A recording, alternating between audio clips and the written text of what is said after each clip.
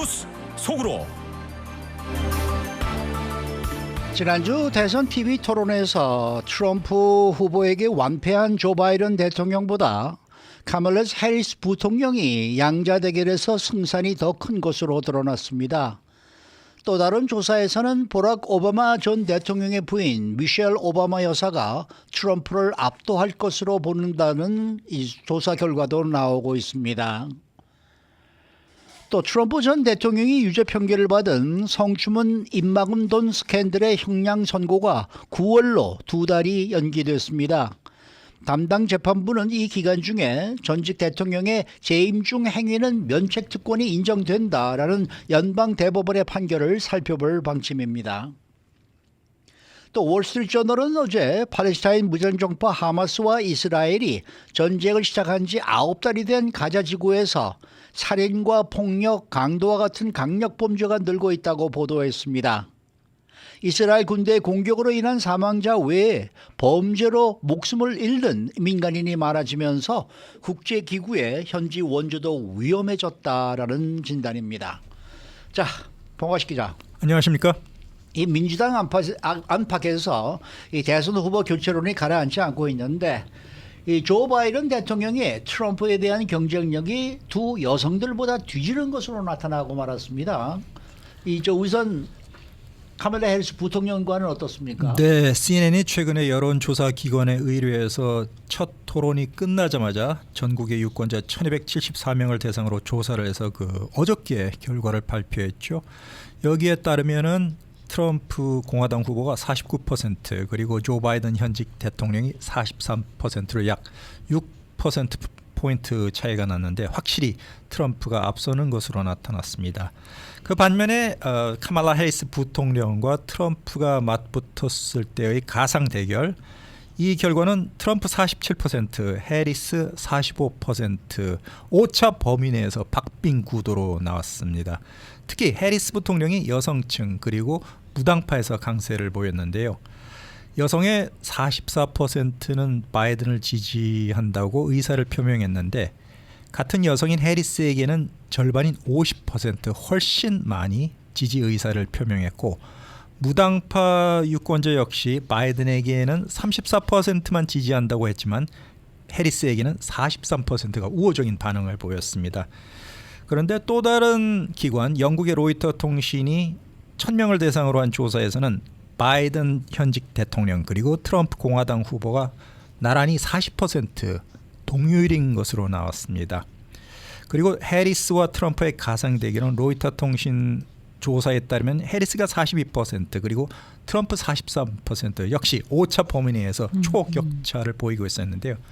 지금 방송에서 나왔는데 이제 조 바이든 대통령이 앞으로 며칠 내로 내가 대선 레이스에 남을지 말지 진지하게 고민을 하겠다고 발표를 했는데 민주당에서 본격적으로 토론회의 이후에 플랜 B 검토에 들어간 것으로 보입니다. 그렇기 때문에 독립기념일 연휴로 사람들이 지금 많이 놀러 가고 있는 이번 주말까지 바이든 대통령이 측근과 심각하게 얘기를 통해서 무슨 결단을 내릴 가능성이 지금 커진 것으로 보이고 있습니다. 네, 연휴가 끝나고 나면 빅뉴스가 터질 수도 있겠네요. 남든 아니면 계속하든 네. 뉴스가 될 것 같습니다. 네. 지금 CNN에 나오는 거 보니까 이제 곧 민주당 쪽의 주지사들과 백악관에서 만나겠다. 또 내일은 카멀라 해리스 부통령을 만난다. 이렇게 쭉 나오는 거 보니까 조금 움직임이 심상치가 않네요. 네. 바이든 네. 대통령의 움직임이. 네. 그렇습니다. 자, 우리가 또 미셸 오바마에 대해서 관심이 많잖아요. 미셸 오바마와 그 가상 대결을 한 수치도 있다고 하는데요. 그것도 알려주세요. 네, 버락 오바마 전 대통령의 부인 미셸 여사 트럼프 대통령을 압도하는 것으로 나오고 있는데요. 네. 그동안 꾸준히 민주당의 대안 후보로 거론이 오랫동안 제기가 되었죠. 그렇죠. 미셸 오바마 전 영부인과 트럼프 후보가 맞붙을 경우에 오바마 여사가 50% 지지율로 트럼프의 39%보다 확실히 앞서는 것으로 나타나고 네. 있습니다. 그 이유가 몇 가지가 있는데요. 미셸 여사가 백악관에서 나온 이후에도 저서를 집필하고 대중들 그리고 텔레비전 토론 인터뷰도 가지면서 활발하게 서민들하고 소통을 하고 있기 때문입니다. 대중적으로 굉장히 인기가 좋은 편인데요. 다만 본인은 나는 정치에 참여할 뜻이 없다. 여러 차례 분명히 밝히고 그렇죠. 최근까지도 입장을 바꾸었다는 얘기가 들리지 않고 있습니다. 그렇지만 이제는 저 두 딸 말리아와 사샤가 그 대학을 졸업하고 이제 독립한 만큼 아마도 민주당에서 강력하게 요청을 해올 경우에는 다시 생각해 보지 않을까 그런 여지는 남겨둔 것 같습니다. 자, 그렇다면 다른 남성 후보들과 만일 맞붙는다 이럴 경우에 트럼프와의 격차는 어떻습니까? 지지율 차이는. 네, 조 바이든 대통령이 또 다른 대안으로 거론되고 있는 강력한 후보가 바로 저희가 살고 있는 캘리포니아 주지사 게빈 뉴섬이죠. 어허, 네. 트럼프와 만약에 가상으로 맞대결했을 때 지지율이 43%대 48%로 나왔습니다. 어허. 그리고 부티지지 교통부 장관이 트럼프와 대결했을 때는 43%와 47%로 이 두 가지 모두 아직까지는 근소한 차이로 트럼프가 앞서는 것으로 나왔습니다만은 이거는 초반 집계이기 때문에 시간이 흐르면서 민주당 후보가 유리하게 되지 않을까 이런 가능성이 충분하게 지금 짐작이 되고 있습니다. 그리고 민주당의 또 다른 잠룡 후보로는 미시간 주지사인 그레첸 휘트머 주지사가 있죠. 트럼프와 가상 대결에서 42%대 47% 모두 근소하게 트럼프가 앞서는 것으로 나왔지만 그 차이가 굉장히 크지 않기 때문에 누가 바이든 대안으로 나와도 한번 민주당 입장에서 해볼 만한 그런 시나리오다 이렇게 짐작되고 있습니다. 네. 자, 또 이런 소식이 있네요. 첫 토론 이후에 바이든 측에서 언론에서 위기론을 부채질한다 이러면서 언론을 탓했는데 이게 어느 정도 근거가 있는 걸까요? 네, 그렇게 뭐 민주당 측에서 주장을 할 수는 있겠죠. 항상 민주당 편을 들어왔던 뉴욕 타임스조차 바이든의 첫 토론 이후에 굉장히 부정적인 논조로 뒤바뀌고 있습니다. 그렇지만 저희 기자들이 없는 사실을 쓰고 있는 것은 아니죠. 지금 일어나고 있는 현상을 객관적으로 보도를 하고 있는 중인데 지금 질 바이든 여사는 아직까지는 남편이 계속 출마 의사를 굽히지 말 것을 종용하고 있고 그리고 좀 여러 가지 문제로 재판을 받고 있는 바이든의 차남 헌터는 아버지가 대선에서 끝까지 완주를 할 것을 강력하게 설득하고 있는 것으로 알려졌습니다. 그렇지만 저희들이 지금 접하고 있는 여론조사 여러 가지 조사에서도 이와는 정반대로 민주당 그리고 바이든 대통령에게 유리하지 않게 흘러가고 있는 것은 사실인 것 같습니다. CNN 조사를 보면은 민주당의 우호적인 응답자 절반 이상이 바이든 말고 다른 후보를 내세울 경우에 대통령 선거에서 민주당이 이길 가능성이 높다. 이런 견해를 밝혔습니다. 지금 바이든 대통령을 내세우는 것이 승리할 수 있다. 이렇게 대답한 것이 44%밖에 되지 않았죠. 지난 1월 달 조사보다는 10%포인트 이상 줄어든 수치인데요. 그리고 바이든 대통령을 지지한다. 이에 대해서도 36%만 긍정적인 답변을 해서 역대 최저치를 기록했습니다. 그리고 나는 바이든을 강력하게 지지하지 않는다. 이렇게 대답한 퍼센티지도 45%로 역대 최고 수였습니다. 그리고 대통령에 대한 호감도가 3분의 1 수준인 34%에 그치면서 반대로 비호감 나는 바이든이 그렇게 좋지 않다고 말하는 것이 58%에 달하고 특히 60% 거의 반수가 훨씬 넘는 3분의 2 가까운 응답자들이 바이든은 공직을 수행하기에 너무 나이가 많다. 다들 이렇게 부정적으로 대답하고 있는 그런 상황입니다. 네. 이 바이든 대통령 쪽에서 이 자신의 아들 그 헌터 바이든 얘기를 꺼내는 것 자체도 사실은 좀 피했어야 되지 않나 하는 생각이 들거든요. 국민들에 대한 그 헌터 바이든의 그에 대한 그 어떤 생각이라든지 여론이 그렇게 긍정적이지 않거든요. 그렇죠. 그러면 이 사람이 자기 아버지를 계속해서 대통령으로 좀 출마를 계속했으면 좋겠다라고 얘기한다고 발표하는 그 자체가 뭔가 좀 잘못된 게 아닌가. 왜냐하면 그 사람이 지금 범법을 지금 하고 있고 모든 게 지금 아버지는 대통령으로서의 파워를 가지고 있을 때 자기 사건이 끝이 나기를 바라는 그러한 입장이 될 수도 있는데 그렇게 보여지는 점이 있는 것 같습니다. 왜 이런 사람들의 이 얘기를 자꾸 이렇게 기사화를 해서 내보내는지 그것도 좀 이해가 좀 잘 안 돼요. 그런데 지금 바이든 대통령이 일단 해외 순방 때문에 너무나 피곤해서 TV 토론을 망쳤다 이런 변명도 지금 나오고 있는데 이것도 또 후폭풍이 만만치가 않습니다. 네, 한마디로 현직 대통령으로서 말이 안 되는 그렇죠. 그런 변명이죠. 네. 그렇게 중요한 첫 번째 토론을 앞두고 그 직전까지 자신의 대통령 스케줄도 제대로 관리가 안 됐다. 이렇게 자백한 것과 마찬가지로 들리는데요. 더군다나 토론 직전 일주일 동안 대통령 숙소인 캠프 데이비드의 그 토론 전문가들을 두고 일주일 동안 열심히 연습을 했는데 막상 뚜껑을 열어보니까 소문난 잔치 먹을 것 없다는 식으로 트럼프와의 경쟁에서 완전히 뒤진 그야말로 엉망으로까지 표현이 됐죠. 그래서 워싱턴 인근의 그 선거 자금 모금 행사에서 내 자신이 TV 토론을 잘 하지 못해 이렇게 바이든 대통령이 고백을 했는데요. 인정을 했는데 그 아까 말씀하신 대로 토론 앞두고 해외 출장을 잇따라 간 것이 그다지 현명한 판단이 아니었다 이렇게 말을 했습니다. 내가 참모들의 말을 듣지 않았었고 토론할 때 무대에서 거의 잠들 뻔했다 이렇게까지 밝혔는데요. 지난달에 주요 7개국 G7 정상회의 참석을 위해서 바이든 대통령이 이탈리아를 방문했고요. 그 후에는 또 국빈 자격으로 프랑스 파리를 찾아서 마크롱 대통령과 만나기도 했는데 고령에 상당히 힘든 그 일정을 소화하면서 그 후유증이 만만치 않았던 것 같습니다. 네. 변명이죠. 대통령이 변명도 그러면 변명이지만 망발이죠. 내가 네. 솔직히 얘기해서 이렇게 피곤한 사람이라는 거를 얘기하는 거 아니겠습니까? 그렇죠, 그렇죠. 네, 이런 피곤한 상황에서 뭐 전쟁과 관련한 위급한 상황이 생기면 어떡할 겁니까? 글쎄 말이에요. 피곤해서 잘못 선택했다고 하실 겁니까? 네.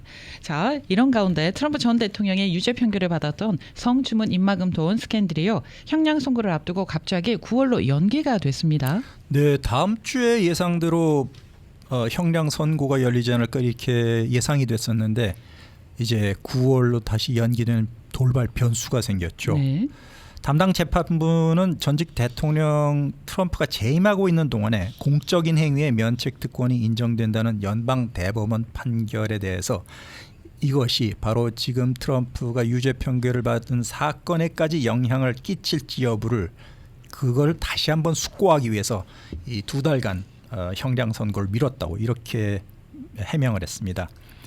뉴욕 맨하튼 형사법원에서 당초 형량 선고 날짜를 이번 달 11일에서 2달 뒤인 9월 18일로 미룬다 이렇게 밝혔는데 면책 특권 관련 공방이 벌어지고 연방 대법원에서 이에 대해서 대통령의 면책 특권이 상당히 인정된다 이렇게 해서 뭐 안팎에서 혼란이 많이 벌어지고는 있는데요. 어쨌든 이것이 그 트럼프의 입막음돈 사건까지 영향을 끼치는 데 대해서 9월 6일까지 판사들이 검토하겠다. 그리고 그 이후에 9월 중으로 판결을 내리겠다. 이렇게 얘기를 했습니다.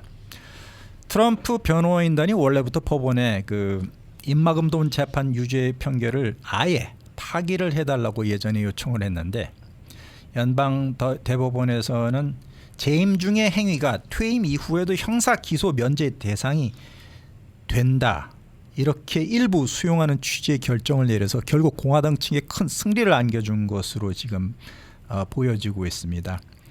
재임 중에 공적 행위는 무조건 면책 특권이 있다. 그리고 사적인 행동만 면책 특권에서 벗어난다. 이렇게 좀 애매하게 판결을 내렸는데요. 어쨌든 트럼프 전 대통령은 아예 지난주 토론에서도 바이든의 질문에 대해서 이 사건 내가 그 성인 영화 배우와 같이 동침한 사실 자체가 없다. 아예 이렇게 부인을 해가지고 네. 사건 자체를 인정하지 않는 그런 모습을 보인 바가 있습니다. 네. 자, 다음은 중동 가자지구 소식입니다. 현재 뭐 치안이 점점 악화되면서 각종 범죄가 늘어나고 있는데 말이죠. 네, 이스라엘 공격으로 인한 팔레스타인 사망자 외에도 민간인들끼리 이제 범죄를 저지르면서 목숨을 잃는 사람들이 크게 늘고 네. 있다는 소식입니다. 현지 범죄가 늘어나면서 국제기구단체들의 원조 활동까지 큰 위험에 처해 있는데요. 이스라엘이 전쟁을 시작한 이후에 하마스 자체의 장악력은 무너뜨렸지만 민간인들의 치안 공백이 더 커지고 있다는 것입니다. 그리고 주민 대부분이 떠난 피란지구에서 가자지구 북부 같은 경우에는 이제 이스라엘군 폭격을 받지 않은 집들이 약탈에 노출이 되고 남은 주민들이 전쟁으로 인한 고통 때문에 필요한 것을 뭐든지 훔치면서 그렇죠. 그런 비극이 벌어지고 있다는데 하여튼 경찰은 현지에서 있으나마나한 존재가 됐다. 그런 소식입니다. 네, 하마스 쪽에서는 이게 다 이스라엘 때문이다 이렇게 주장을 하고 있네요. 이스라엘이 전쟁을 통해서 가자 지구의 경찰서를 표적으로 삼아서 수백 명 경찰관을 다 죽였기 때문에 치안이 악화됐다 이렇게 주장을 하고 있는데 전쟁 이전에는 사실 이 가자 지구에 경범죄도 거의 없었고 또 범죄를 저질러도 가혹한 처벌이 내렸기 때문에 네. 상당히 안전한 지대였답니다. 그런데 지금은 현지 경찰이 과중한 업무 그리고 일손 부족으로 시달리고 연료 부족, 통신 장애까지 겹치면서 경찰차도 제대로 순찰을 못하면서 지원 요청 아주 한마디로 무법천지로 가자지구가 변했다는 그런 민간인들의 호소입니다. 네, 수고 많으셨습니다. 봉화식 기자였습니다.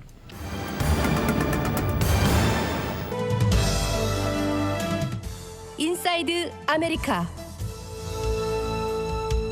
네, 이곳 캘리포니아 주에서는 패스트푸드 업계 근로자들의 최저임금을 $20로 올려서 논란이 일었었는데 이에 더해 LA시에서는 패스트푸드 업계 근로자들을 위한 또 다른 조례안이 제시가 되고 있습니다.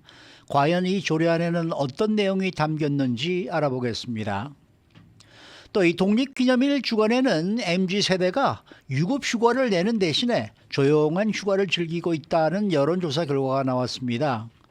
그러면서 이 독립기념일 주간은 생산성이 가장 낮은 기간 중에 하나이기 때문에 MZ세대의 과반들은 이 독립기념일이 있는 한 주 전체 동안 고용주가 회사 문을 아예 닫아야 한다라고 생각한다는 결과도 나오고 있습니다. 박현경 기자. 네, 안녕하십니까. LA시에서 패스트푸드 이 업계 근로자들을 돕기 위한 조례안이 발의가 됐는데 이건 또 어떤 내용을 담고 있습니까?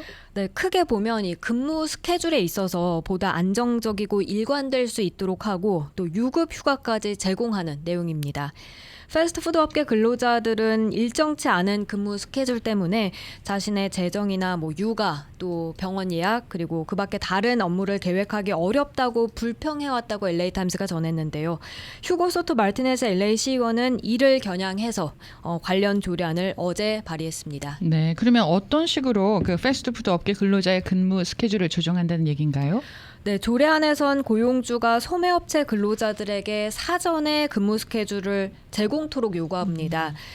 이건 LA시의 페어워크 위크 조례 적용 범위를 확대해서 약 5만 명 정도 근로자들을 고용하고 있는 2,500여 개 대형 패스트푸드 체인점들을 포함시키는 것이고요. 또 근로자의 권리에 대한 교육을 돕기 위해서 매년 6시간 유급 교육을 의무적으로 하도록 제한하고 있습니다. 그리고 패스트푸드 근로자는 매 30시간 일할 때마다 1시간의 유급 휴가가 쌓이게끔 하는데요. 이건 이미 자격이 주어지는 유급 병가에 더해지는 겁니다. 소토 마르티네스 시의원은 패스트푸드 종사자들에게 결혼식이나 아니면 자녀의 생일, 졸업식 등에 참석하고 또 병원 예약 같은 게 가능하게 해주는 것이라고 말했습니다. 많은 화이트 칼라 근로자들이 누리는 권리라면서 패스트푸드 근로자들, 이들의 필요, 욕망은 지금 무시되고 있다고 지적했습니다.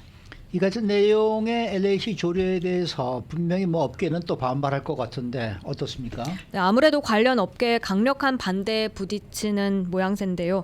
여러 기업과 무역업계에선 이러한 유형의 예측 가능한 스케줄링 규정이 오히려 직원 일정을 조정하는 과정을 복잡하고 힘들게 만든다고 말했습니다.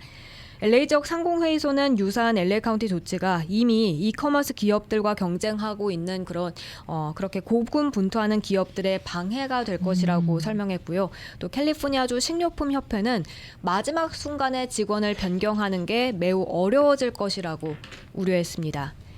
그런가 하면 국제 프랜차이즈 협회가 이끄는 산업단체연합은 어제 제안된 이런 조례가 최근 임금 인상으로 이미 어려움을 겪고 있는 중소기업 업주들에게 비용이 더 많이 드는 그런 새로운 요구사항으로 아주 큰 부담을 주게 될 것이라고 걱정했습니다.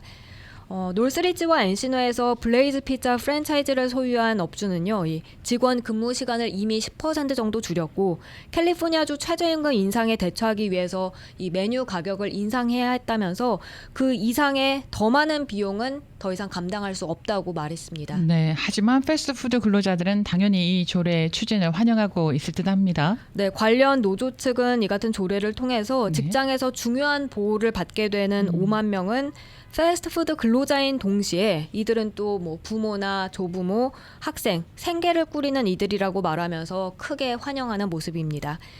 조례안에 대한 LA 시의회 투표는요, 올 여름 늦게나 아니면 이제 가을쯤에 이루어질 것으로 보이는데요. 그렇게 해서 만약 통과가 된다면 그때는 이제 LA시 검찰이 최종 승인을 위해서 조례안에 공식적인 초안을 작성하게 될 예정입니다. 네. 자, 다음 소식입니다. 내일이 7월 4일 독립기념일인데 독립기념일 주간에는 MZ세대들이 오히려 조용한 휴가를 보내고 있다. 이 조용한 휴가가 뭡니까? 네, 조용한 휴가는 공식적으로 유급 휴가를 내지 않고 휴가를 즐긴다는 겁니다. 그래서 조용한 휴가라고 이미 전에 나온 적이 있는데 업무상 사용하는 메신저에 부재 중이라고 표시되는 걸 막기 위해서 컴퓨터 마우스를 살짝 건드린다든가 아니면 업무 시간이 지나서 이메일이 발송되도록 예약을 걸어둔다든가 이런 식으로 하는 건데요. 이번 전미자동차협회 트리플A 발표에 따르면 독립기념일을 맞아서 이번 주 전국적으로는 7,090만 명 정도가 여행을 떠날 것으로 관측이 됐는데 모든 사람들이 다 휴가를 내서 여행 가는 건 아니고요. 이 새로운 해리스폴 여론조사에 따르면 MZ세대 근로자 과반은 7월 4일 연휴 동안 조용한 휴가를 즐깁니다. 이번 조사 결과 밀레니얼 세대 56%가 또 Z세대는 55%가 과거에 이렇게 독립기념일이 낀 주에 조용한 휴가를 보냈고요. 올해도 그 추세가 이렇게 이어지는 분위기입니다. 아니 정정당당하게 휴가 내고 즐기면 되잖아요. 그런데 왜 이렇게 조용한 휴가를 보내는 겁니까? 상사들의 눈치가 보인다는 이유에서입니다. 아, 네. 해리스폴의 사고 리더십 또 트렌드 책임자인 팀 오시에츠키 디렉터는요. 예. 젊은 직장인들 이 휴가 기간 중에도 항상 대기하고 있고 생산적이어야 한다 이런 압박감을 느끼기 때문에 공식적으로 휴가를 내지 못한다고 말합니다. MZ세대들도 PTO, 이 유급 휴가에 대한 제약과 함께 번아웃은 늘어나는데 이것들을 다 극복하기 위해서 조용한 휴가를 보내고 있다 이런 분석을 내놓고 있습니다. 조용한 휴가를 좀 좋게 보면 속이거나 책임을 회피하려는 게 아니라 네. 단순히 휴식에 대한 필요성 그리고 업무를 요구받는 그 상황 가운데서 그 사이에서 균형을 맞추는 방법을 찾는 것이라고 이 디렉터는 설명했습니다. 와, MZ세대는 굉장히 당당하고 할 소리 다 하고 막 이럴 거라고 생각을 했는데 이런 모습도 의외입니다. 이거 좀 말장난 아니에요? 네? 이거 뭐 그러면서 뭐 놀 거 다 놀고 있는데 무슨 뭐 조용한 휴가라는 게 도대체 무슨 의미가 있는 거예요? 휴가면 휴가지 조용하고 시끄러운 휴가가 어디 있습니까? 영리한 거라고 해야 되나요? 그런데 이 MZ세대들은 독립기념일이 있는 한 주는 아예 회사가 문을 닫기를 바란다는데 이건 또 무슨 얘기예요? 그러니까 상사 눈치 보고 휴가를 공식적으로 못 내다 보니 네. 아예 그냥 회사가 문을 한 주 동안은 닫아줬으면 좋겠다라고 하는데요. 바람인가요? 네, 독립기념일이 낀 이 한 주는 1년에 가장 생산성이 낮은 한 주로 꼽힌다고 합니다. 올해 7월 4일도 요일이 이제 그러니까 정해지지 않아서 목요일이 네. 되니까 예. 그런 식으로 주중에 중간에 그렇게 나오기도 하는데요. 이런 식으로 샌드위치처럼 끼워버리면 연방 공휴일 전후로 생산성이 낮아지는 현상이 더 심화된다는 지적이고요. 네. 이번 조사에서도 MZ세대 절반 이상이 7월 4일쯤엔 거의 일을 잘 못한다고 답했습니다. 그래서 Z세대는 무려 61%나 이 한 주 동안은 회사에서 문을 그냥 닫아줬으면 한다라는 의견을 냈습니다. X세대나 베이비부머 세대는요. 32%만이 그렇게 차이가 답했는데요. 있네요. 네. 그렇게 큰 차이가 났는데 이에 대한 MZ세대 입장을 들어보면 MZ세대는 그렇게 일주일 내내 쉬어보면 생산성이 오히려 높아지고 그 다음엔 업무에 더 좀 열심히 일을 할 수 있고 책임감도 좀 더 갖고 일을 하게 될 것이라고 그런 의견을 냈습니다. MZ 세대는 진짜 정말 이런 생각이 들어요.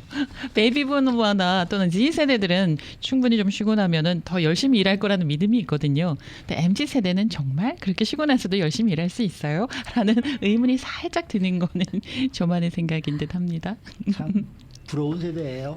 네. anyway, 수고 많으셨습니다. 감사합니다. 네, 박경희 기자였습니다.